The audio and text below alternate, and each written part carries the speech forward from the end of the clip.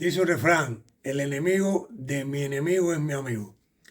El Ozempic, el GLP-1 y todos esos nuevos fármacos están destrozando la industria de los ultraprocesados. Los ultraprocesados son la causa número uno del cáncer colorectal que está azotando y va a azotar a la mayoría de las personas, hombres sobre todo, por debajo de 50 años, porque han venido comiendo desde que se inventó aquello, por allá por finales de los 70 y los 80, incluyendo a mí, que por suerte no tengo eso, pero en fin. El tema de hoy es este. Vamos a ver en un podcast el daño que está haciendo y la pandemia que está causando los ultraprocesados en el aparato digestivo. Por tanto, el Ozempic va a destrozar parte de esa industria y por eso el enemigo de mi enemigo es mi amigo. Un saludo. Miren el podcast. Gracias por estar aquí en Preventive Movement. Para el año 2050, 35 millones de personas van a recibir un diagnóstico de cáncer en un solo año. Pero a ver, el dato más escalofriante de las últimas estadísticas de la Sociedad Americana del Cáncer no es el número total, sino quién está enfermando. Hoy, en nuestro análisis a fondo, vamos a hablar de un fenómeno médico bastante alarmante. Y es que el cáncer de colon se está disparando en menores de 50 años. Sí, es una barbaridad. Y bueno, para entender el origen de este cambio demográfico tan brusco, hoy traemos investigaciones muy recientes de Harvard y nuevos tratados de patología clínica.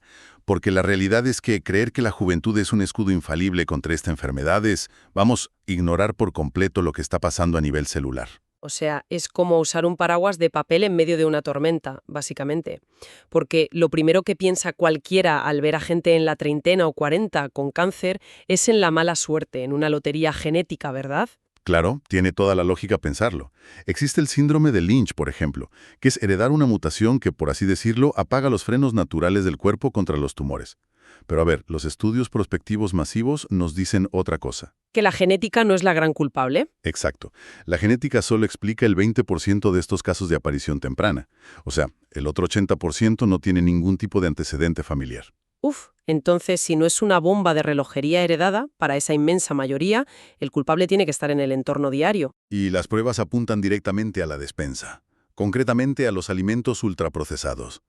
Las investigaciones asocian un alto consumo de estos productos con un aumento del 45% en el riesgo de desarrollar adenomas precancerosos. Vale, frena un momento ahí.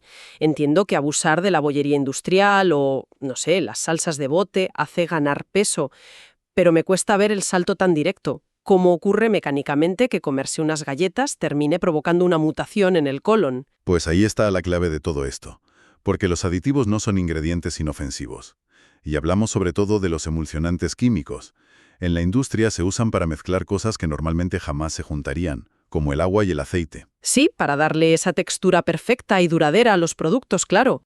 En una sartén llena de grasa. El jabón arranca esa capa protectora hasta dejar el metal completamente expuesto. Madre mía, o sea, elimina esa protección al instante. En el intestino ocurre algo idéntico. Los emulsionantes erosionan la barrera mucosa, que es la capa que nos protege por dentro. Y al perderla, pues las bacterias beneficiosas del microbioma mueren y las dañinas proliferan. Básicamente estamos financiando nuestra propia inflamación crónica en el pasillo del supermercado.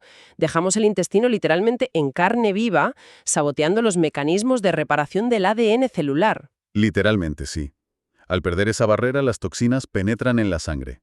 Y entonces el cuerpo entra en pánico, generando una inflamación sistémica crónica y estrés oxidativo para defenderse. Y ese estado de alerta permanente acaba oxidando y dañando las células intestinales. Y todo avanza en absoluto silencio. Sin dolor inicial, sin síntomas obvios. Ese daño silencioso es lo que provoca que una célula normal mute a una cancerosa. Pero a ver, la gente lleva décadas comiendo pan de molde, snacks envasados y de todo, ¿por qué de repente hay este pico de casos ahora en gente joven? Por la acumulación desde la infancia. Las generaciones actuales son las primeras que han consumido estos niveles masivos de ultraprocesados desde que eran niños. El daño lleva décadas acumulándose en el ecosistema intestinal. Esa palabra asusta bastante, ¿eh? Lo del silencio. Si este proceso avanza sin dolor durante años, ¿cómo puede alguien darse cuenta antes de que sea demasiado tarde? Pues hay que estar muy atentos a señales que muchas veces se confunden con problemas menores, por ejemplo, una anemia inexplicable. Anemia, pero eso puede ser por mil cosas distintas. Claro, pero en estos casos ocurre porque puede haber un tumor silencioso sangrando gota a gota en el tracto digestivo durante meses. Ah, entiendo.